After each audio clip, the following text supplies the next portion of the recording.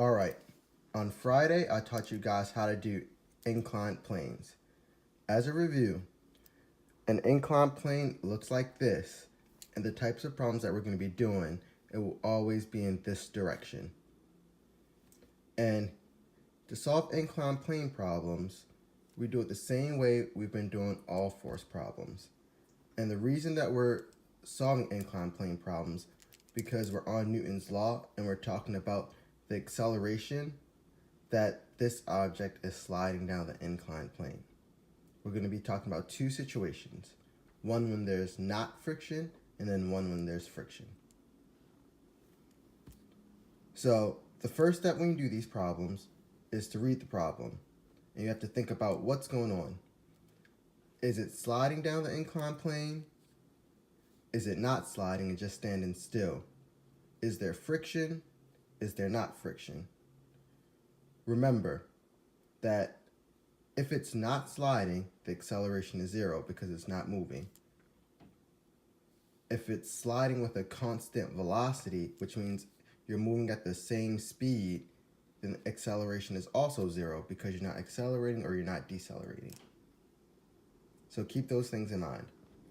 The second step that you want to do is to draw a free body diagram. And you guys already know how to do that and label all your forces. And then break down your diagonals into the x component and the y component. I'm going to talk about this in a minute. And then after you make your free body diagram, you break down your components. You're going to find the sum of the forces in the x direction and the sum of the forces in the y direction. And when we get to friction, inclined planes, keep these equations in mind. Now, before I move forward, I want you guys to take a minute and work on something. Let's call this vector Fg, the force of gravity. Let's break this down to its components.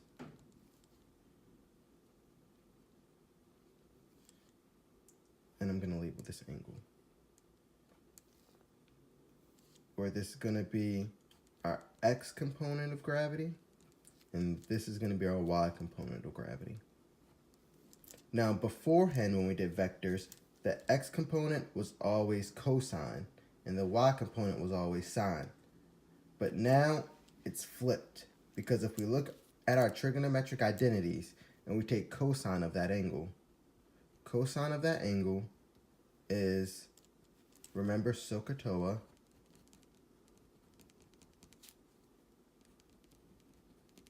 cosine is adjacent over hypotenuse. Adjacent over hypotenuse. So, FGY over FG.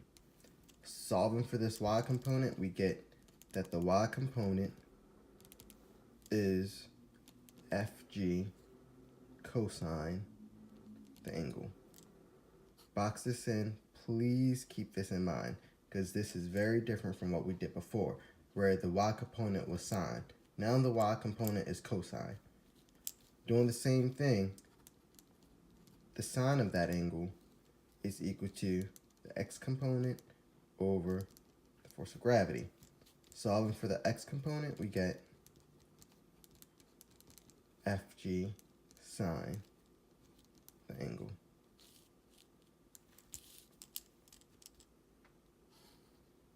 So take note in these changes.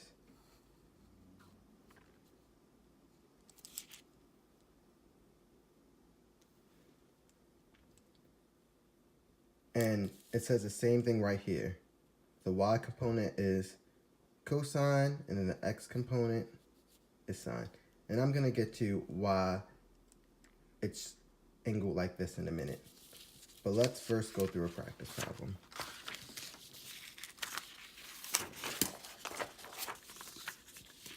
And on this paper, which I posted on the Google Classroom,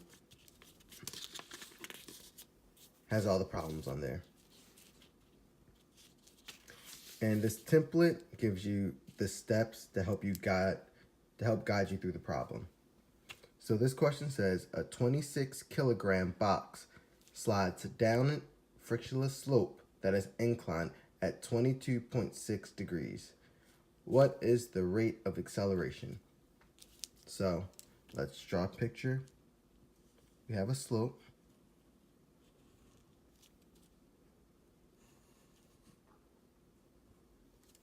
At 22.6 degrees. And we have a box sliding down that slope, and this box is 26 kilograms.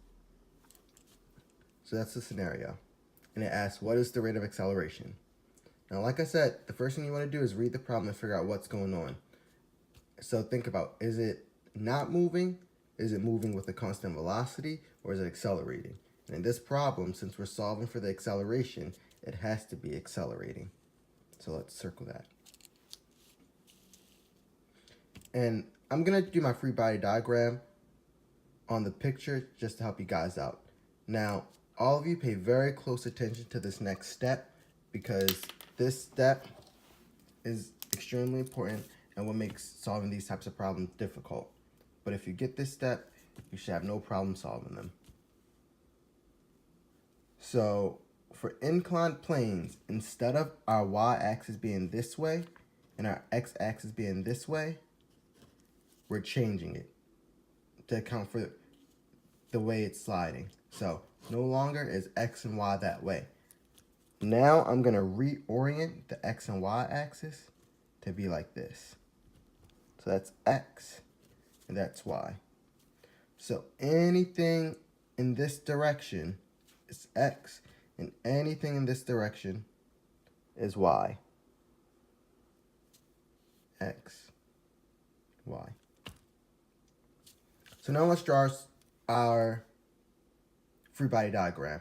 Note that there's no friction because it says it slides down a frictionless slope. Next week, we're going to talk about when there is friction. So, as always, we have our force of gravity pointing down. And we have our normal force pointing this way. Now, if you look, normal force is in the y direction. Normal force is in the y direction. Gravity is not in the x direction, or it's not in the y direction. That's why it's at an angle. So what we have to do is break that gravity into components. So we do that by drawing the components in the x direction and the y direction, where this is FGY and this is FGX. Another thing to really take note, whatever the angle of the incline is, will be the angle that's right here for your gravity components. So since this incline is at 22.6 degrees, this angle is also 22.6 degrees. I'm not going to explain why right now because I already posted a video that tells you about the geometry of it. So if you really want to know why these two angles match, you can always look at that video. So we can draw our free body diagram down here. So how many positive x components or x forces do we have? Looking, we don't have any positive x forces. Now looking at the negative x forces, how many negative x forces we have? We have one, FGX. Remember, if this is our negative x and this is our positive x, we have one negative x force, which is FGX. How many positive y forces do we have? We have one, which is the normal force. And how many negative y forces do we have? We have one, the y component of gravity.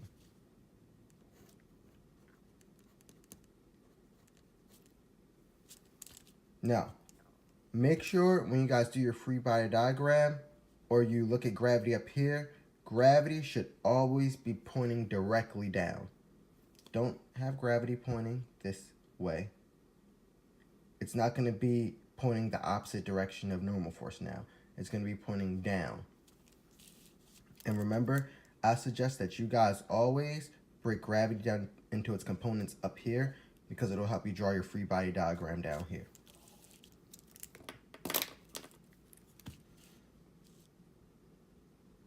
So now that we have our free body diagram, this part is just like before. We're just going to do our sum in the x direction and our sum in the y direction.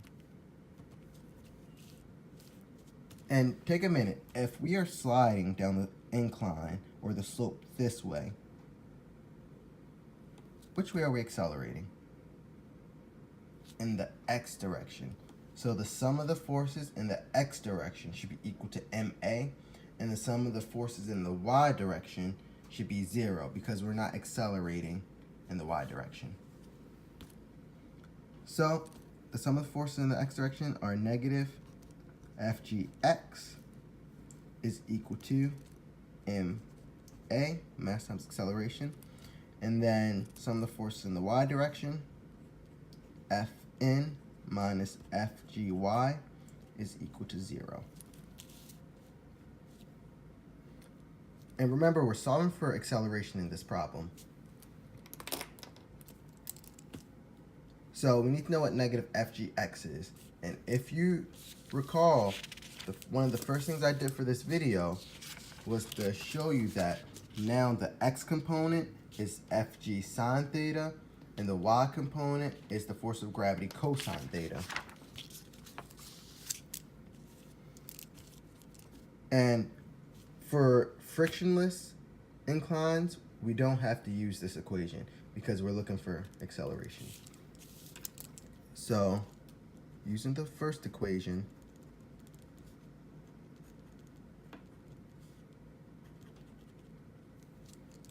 remember that is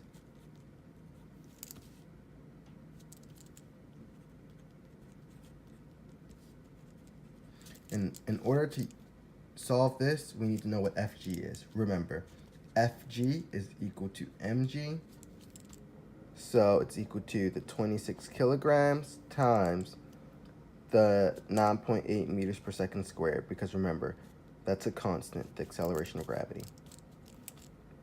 So putting this into my calculator,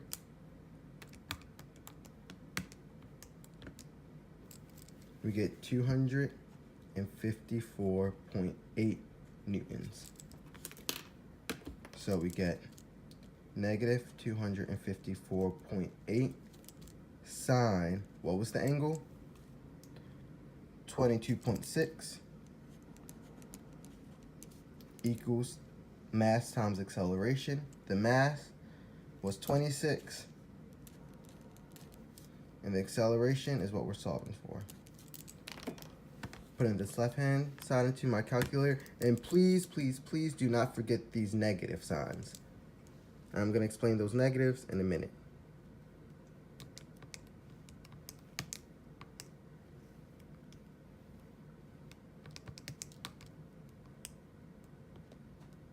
We get negative 97.92 is equal to 26a, divided by 26 on both sides. We get a is equal to